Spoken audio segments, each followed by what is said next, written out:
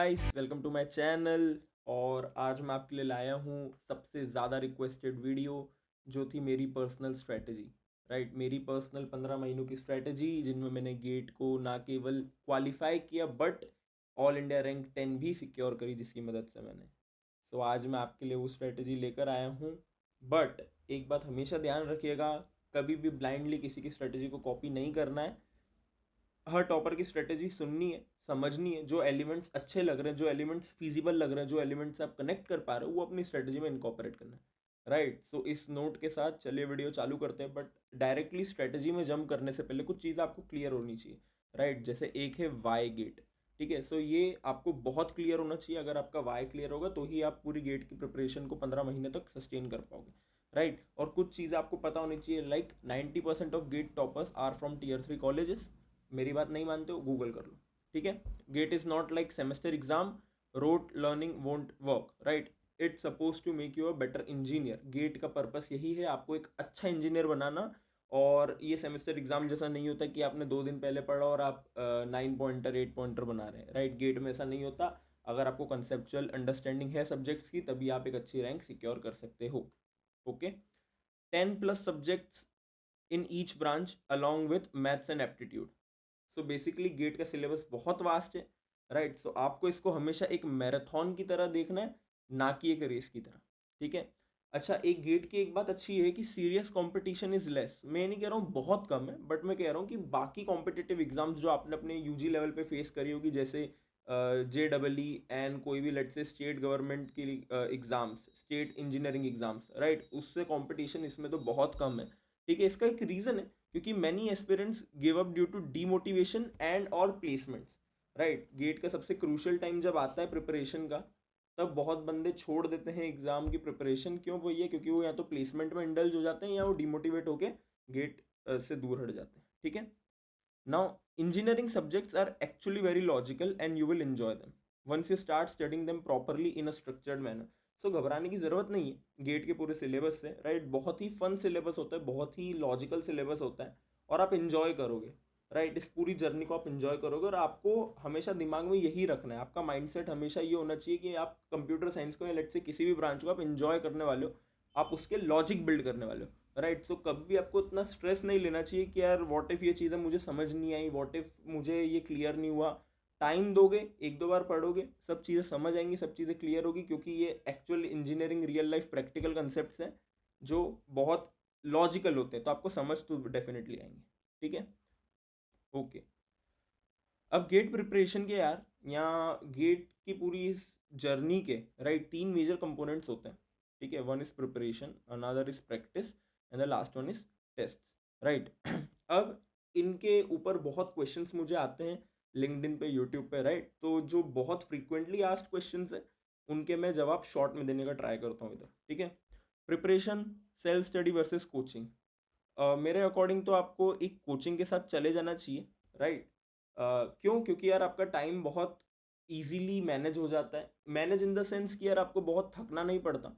Right, आपको भटकना नहीं पड़ता इधर उधर अच्छे सोर्सेज, रिलायबल सोर्सेज कलेक्ट करने के लिए। राइट, अगर आप खुद ही सोर्सेज कलेक्ट करने जाओ, ठीक है, तो आपका बहुत टाइम लग जाता है, और आप इतना टाइम आप दोगे तो शायद बीच में आप खुद ही डिमोटिवेट होकर प्रिपरेशन छोड़ दोगे। सो कभी भी याद रखना, आप एक कोचिंग को कभी भी आप पैसे देते हो ना, जो वो पैसे इसलिए नहीं देते हो यार क्योंकि वो आपको इन्फॉर्मेशन या आपको नॉलेज दे रहे हैं। नॉलेज भरा पड़ा है इंटरनेट पे, नॉलेज कहीं से भी मिल जाएगा। राइट, आप उनको पैसे इसलिए देते हो क्योंकि वो आपको नॉलेज देते हैं। राइट, वो आपको वो नॉलेज देते हैं that is relevant to GATE exam. Understand the difference. Right, understand the thing why you are paying the money to the coaching. It's not that कि यार सिर्फ वही हैं जो आपको पढ़ा सकते हैं। ठीक है, यूट्यूब पे और अच्छे अच्छे, मतलब even top universities of India के प्रोफेसर्स के लेक्चर पढ़े हुए हैं फ्री में। राइट, बट आप एक कोचिंग वाले को पैसे क्यों देते हो यार? क्योंकि वो आपको गेट रेलेवेंट नॉलेज प्रोवाइड करते हैं। राइट, हमारा प्राइमरी एम है गेट में अच्छी रैंक लाना। ठीक है, बाद में हम मास्टर्स कर लेंगे। राइट, बाद में हम PhD भी कर लेंगे, जब हमें किसी चीज़ में एक्चुअल में इंटरेस्ट, किसी डोमेन में बहुत अच्छे से इंटरेस्ट आएगा, तो हम उसमें मास्टर्स और PhD बाद में कर लेंगे। Right, but for now our purpose should be GATE relevant preparation. मैं मानता हूँ बहुत चीज़ें ऐसी भी होती है जो गेट के बाहर रहती है, बट बहुत इंटरेस्टिंग रहती है, लॉजिकल रहती है। बट आपका अगर एम गेट है, right, so you should for at least आपका जब तक गेट प्रिपरेशन चल रहा है, तब तक तो आप ट्राई कीजिए उन चीज़ों को अवॉइड करने को, सिर्फ गेट रेलेवेंट स्टडी करने का ट्राई कीजिए, ठीक है। The next is online versus offline.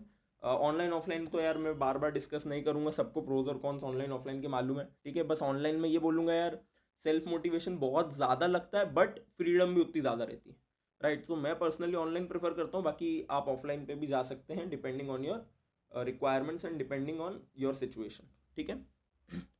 Which coaching is the best, हाँ ये भैया बहुत ज़्यादा क्वेश्चन पूछा जाता है मुझसे।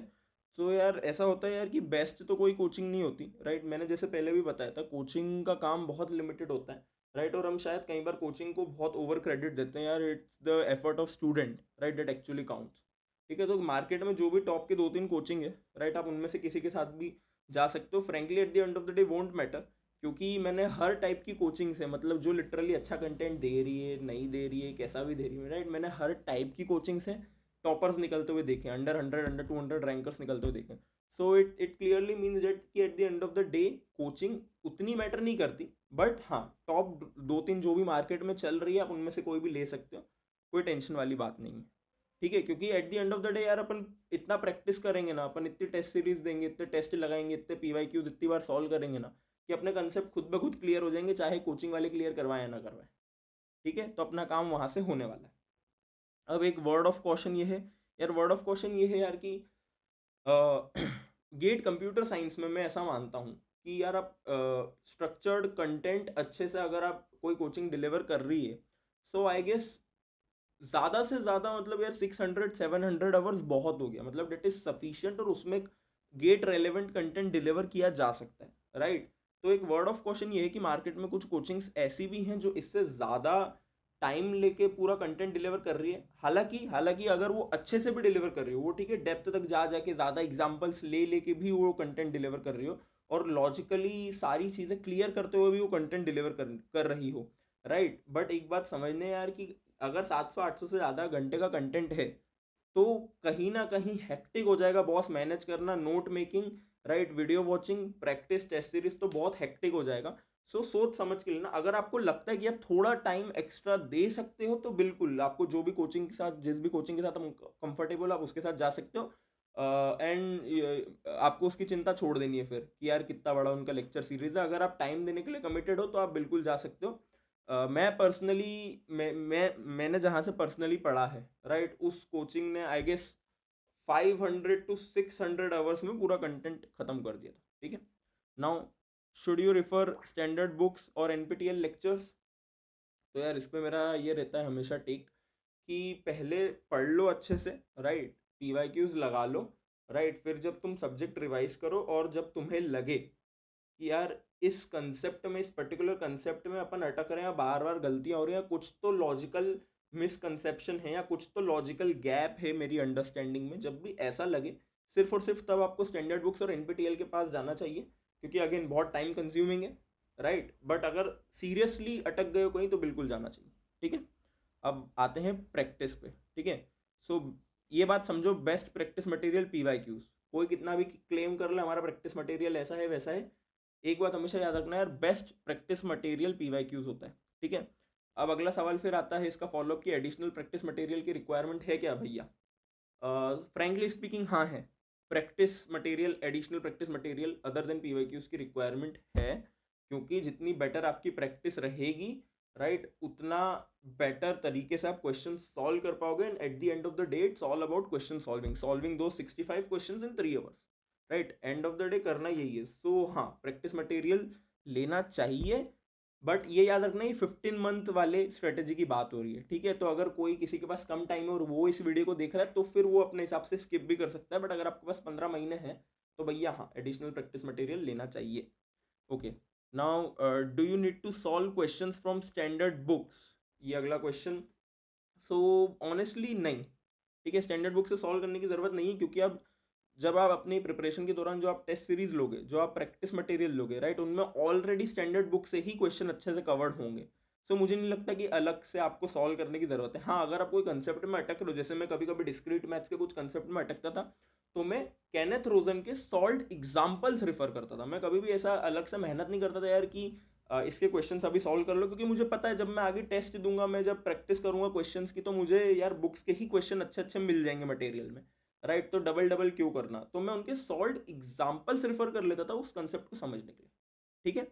अब बात करते हैं टेस्ट्स की। एक बात समझो दोस्तों यार, कि only knowledge and understanding of subjects won't fetch you a good rank, right. ये बात सच है। मैंने बहुत ऐसे बंदे हैं, मैं ये नहीं कर रहा हूँ मेरी ऑल इंडिया रैंक 10 आई है तो मुझे बहुत कुछ पता है, ठीक है। मैं खुल्लम गुल्ला बोलता हूँ यार कि यार 100 और बंदे होंगे, या लेट से 1000 बंदे भी होंगे जिनको मेरे से ज़्यादा नॉलेज होगा और जो मेरे साथ एग्जाम में बैठे थे। बट द रीज़न कि मेरी रैंक आई और सब लोगों की जो नॉलेजेबल थे उनकी नहीं आ पाई, क्योंकि मेरी प्रैक्टिस बहुत अच्छी थी। इस बात को समझो, ठीक है। अब number of test series recommended, तो भैया 2, 15 महीने हैं, 2 टेस्ट सीरीज करने का इनफ टाइम है, और 2 टेस्ट सीरीज अपने को पूरी करनी है। Topic test, subject test, multi subject test, mock test, सब करना है, ठीक है। अब maintain balance of easy moderate plus hard, ठीक है। सो अब 2 टेस्ट सीरीज लोगे तो हमेशा याद रखना कि एक इजी मॉडरेट लेवल पे होनी चाहिए, या मतलब जिसकी मार्केट में रेपुटेशन इजी मॉडरेट की हो, और एक ऐसी होनी चाहिए जिसकी मार्केट में रेपुटेशन हार्ड की हो, राइट। तो 2 टेस्ट सीरीज आपको ऐसी लेनी है, ठीक है। The final question is, do marks in test series really don't matter? The answer is yes and no, ठीक है। कब मैटर नहीं करते, शुरू के फेजेस में मैटर नहीं करते। अगर 15 महीने की स्ट्रेटेजी है तो आई डोंट थिंक शुरू के 7-8 महीने मैटर करते हैं। बट जैसे जैसे गेट पास में आने लगती है, जब गेट में 4-5 महीने बचते हैं, तब आपके जो मार्क्स रहते हैं तब वो मैटर करना चालू कर देते हैं, क्योंकि तब आपकी 70-80% प्रिपरेशन हो चुकी रहती है, और तब आपके जो मार्क्स आ रहे होते हैं आई थिंक वो रिफ्लेक्ट करते हैं कि आपकी यार प्रिपरेशन का लेवल क्या है और आप कहाँ स्टैंड कर रहे हो कॉम्पिटिशन में। सो आई थिंक इनिशियली 7-8-9 मंथ्स आपको टेस्ट सीरीज के मार्क्स को इतना सीरियसली लेने की ज़रूरत नहीं है।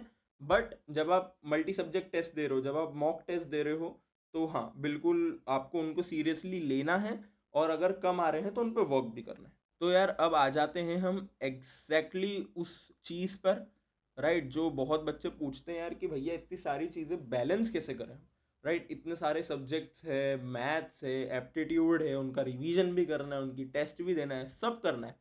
तो यार वो मैनेज कैसे करें। तो आप सबके लिए मैंने यार बहुत टाइम लगा के ये डायग्राम बनाया है, जिसमें मैंने ये बताया कि मैंने सब चीज़ें कैसे मैनेज करी थी, ठीक है। सो अगर आप ऊपर वाला सेक्शन देखोगे, आप ये वाला सेक्शन देखोगे ब्लू लाइन के ऊपर वाला, तो इसमें आपको दिख रहा होगा कि यार इसमें मैंने एक ग्राफ बनाया है जो बता रहा है कि जैसे जैसे महीने बढ़ते गए मेरा सिटिंग आवर्स या मेरा study time, effective study time, right, कैसे बढ़ता गया, ठीक है, राइट। तो आई थिंक जैसे फर्स्ट महीने में 2 घंटे, फिर 2 घंटे, फिर थर्ड मंथ में 3 घंटे, फिर 4 घंटे, ऐसे ऐसे करते करते धीरे धीरे बढ़ते बढ़ते 15th मंथ तक मैं 11 घंटे तक, 11 घंटों तक पहुंच गया था, ठीक है। सो ये आप उसके लिए रिफर कर सकते हो कि कैसे कैसे आपको धीरे धीरे टाइम बढ़ाना है जितना टाइम आप दे रहे हो, राइट। अब मेन डायग्राम है ये नीचे वाला, ठीक है। हम यहाँ से ध्यान से समझते चलो, ठीक है। ये हो आप, ठीक है, ये है स्टार्टिंग पॉइंट, ये है 15 महीने, ये देख सकते हो, अब ये ब्लू लाइन डिपिक्ट कर रही है 15 महीने, और ये भैया फाइनल है गेट, अपना एंड गोल, ठीक है। पहले आपको क्या करना है, अपने पास यार 10 सब्जेक्ट होते हैं हर ब्रांच में मोटे मोटे, ठीक है। तो 10 सब्जेक्ट को आपको ऐसे करना, मैंने अच्छे से इधर बहुत ही क्लियरली विजुअलाइज करा कि कब आपको कैसे सब्जेक्ट करने हैं, राइट, और कब उनका रिवीजन करना है, राइट। तो ये जो रेड लाइन्स है वो रिवीजन डिपिक्ट कर रही है, राइट। जो ये येलो लाइन्स है वो सब्जेक्ट डिपिक्ट कर रही है, कब कैसे सब्जेक्ट करना है, ठीक है।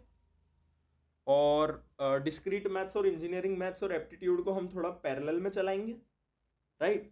सो डिस्क्रीट और मैथ्स को हमेशा, मेरे लिए मैथ्स की यार एक एक थंब रूल ये होता है कि यार मैथ्स को कभी भी एक गो में करने की कोशिश मत करो, राइट। मैथ्स और डिस्क्रीट मैथ्स क्योंकि बहुत बड़ा है और उसका वेटेज भी अच्छा खासा है, सो उनको डिवाइड कर दो टॉपिक्स में, राइट। उनको टॉपिक्स में डिवाइड कर दो, जैसे डिस्क्रीट मैथ्स को आप पूरे 4 टॉपिक में डिवाइड कर दो, उनको लेट से DM1, DM2, DM3, DM4, अब ये आपको पैरेलल में चलाने हैं आपके सब्जेक्ट्स के।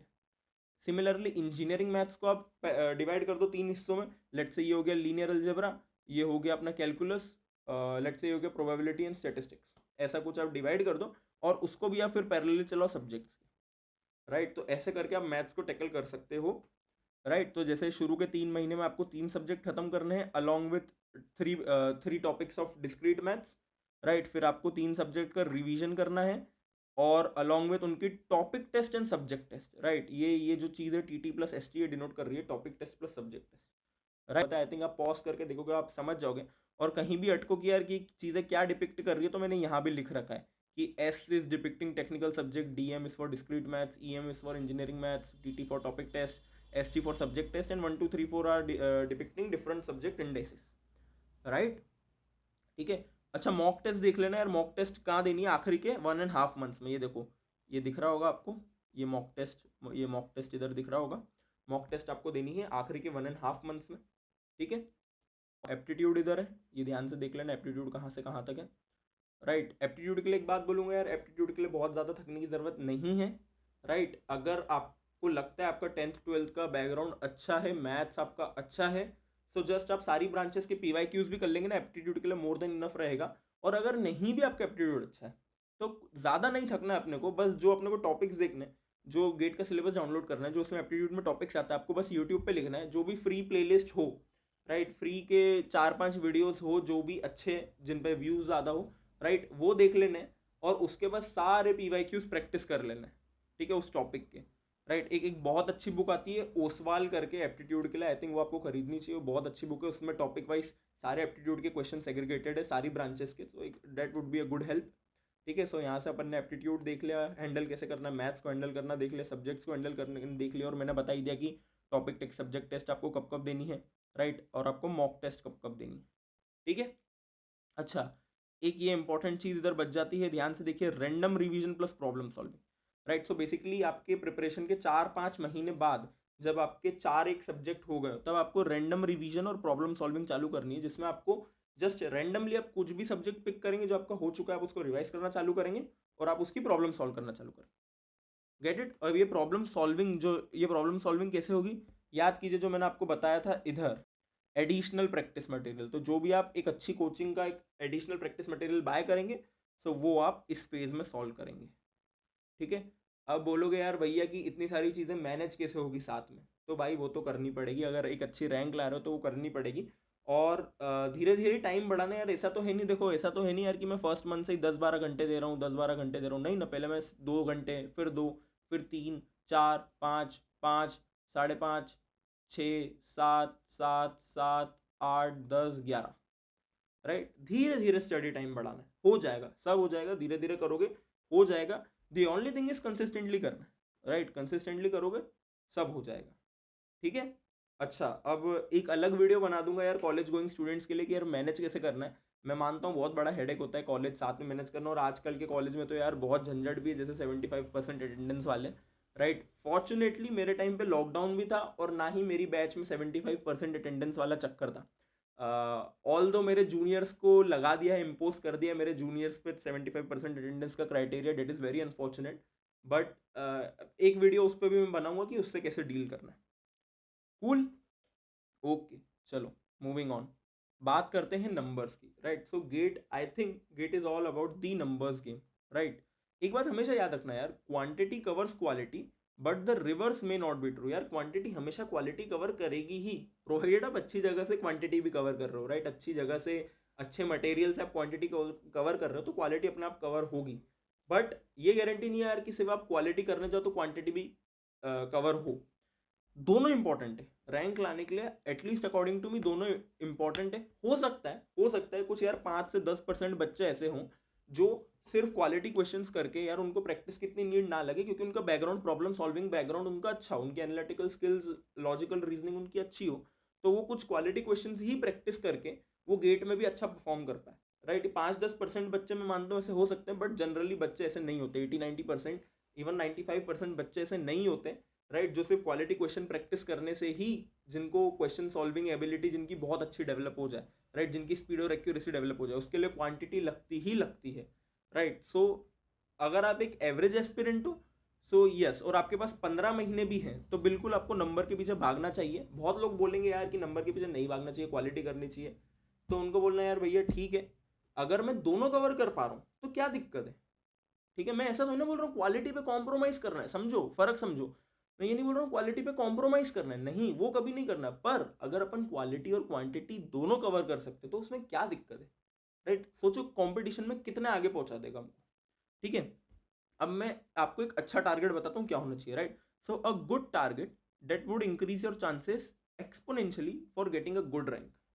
ठीक है, so total number of question आपको टारगेट करने चाहिए 10,000 प्लस।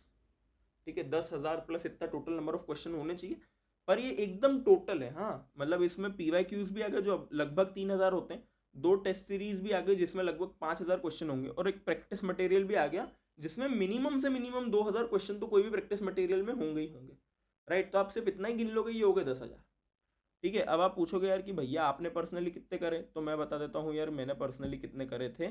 सो मैंने पर्सनली आई गेस मैंने पर्सनली कुछ कुछ इतने करे थे। या सो मैंने पर्सनली इतने कुछ क्वेश्चंस सॉल्व करे थे। ठीक है, और मैं बोल रहा हूँ यार कि 10,000 तो करने ही करने चाहिए। राइट, प्रोवाइडेड आपके पास 15 महीनों का टाइम है। ठीक है, फिर हम आ जाते हैं टोटल नंबर ऑफ टेस्ट पे। सो आई बिलीव आपको 100 प्लस टेस्ट तो देनी ही देनी चाहिए, जिसमें से एटलीस्ट 12 to 15 मॉक्स होनी चाहिए। सिर्फ मॉक्स नहीं, मेरा मतलब था इधर फुल लेंथ मॉक्स। ठीक है, फुल लेंथ मतलब 3 घंटे वाली। सो 12 से 15 आपको फुल लेंथ देनी है, और टोटल आपको 100 प्लस देनी है। अगेन आप पूछोगे कि मैंने कितने दिए, सो अगेन ये है मेरा आंसर। राइट, अब ये टेस्ट में 150 टेस्ट में सब आ गया, topic test, subject test, multi subject test, full length mock test. Right, so I guess आपको समझ आ रहा होगा कि यार नंबर्स आर इंपॉर्टेंट।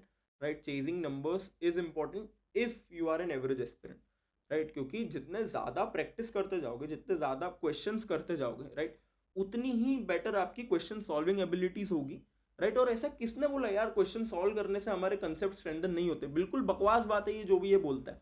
यार क्वेश्चन सॉल्व करने से बिल्कुल आपके कंसेप्ट स्ट्रेंथन होते हैं। बार बार पता है, आप क्वेश्चन सॉल्व करते हो एक टॉपिक से, आप बार बार क्वेश्चन सॉल्व करते हो उस टॉपिक के बहुत सारे क्वेश्चन सॉल्व करते हो, तो बार बार वो जो कंसेप्ट है, उसका जो इंट्यूशन है, वो आपके दिमाग में हैमर होते जाता है। राइट, आपके दिमाग में फिक्स होते जाता है, आपके बहुत अच्छे से आप समझने लगते हो उस चीज़ को बार बार करके। राइट, और क्योंकि आपके पास 15 महीने का टाइम है, बिल्कुल आपको नंबर चेस करना चाहिए। ठीक है, okay guys, so we have reached the end of the video. Thank you very much, and you have to do these things for me. You have to subscribe the channel, you have to follow me on LinkedIn, and you have to hit that like button. और जो भी आपके thoughts हो, आपका feedback हो, right, या next video के suggestion हो, प्लीज आप मुझे कमेंट सेक्शन में बताइएगा। And one final and important announcement, that now I am available for one-on-one mentoring sessions on TopMate. Right, अगर आप अपनी गेट की प्रिपरेशन चालू करना चाहते हो, या अपनी गेट की प्रिपरेशन में कहीं भी फंस गए हो, कुछ भी स्टक हो, आपको गेट के रिगार्डिंग कुछ भी डाउट्स है, right, so now you can connect with me one-on-one on TopMate, and you can have a session with me. Right, the link is in the description. So thank you guys, I hope ये video आपके काम आएगा, and see you in the next video. All the best for your gate preparation journey, and bye bye.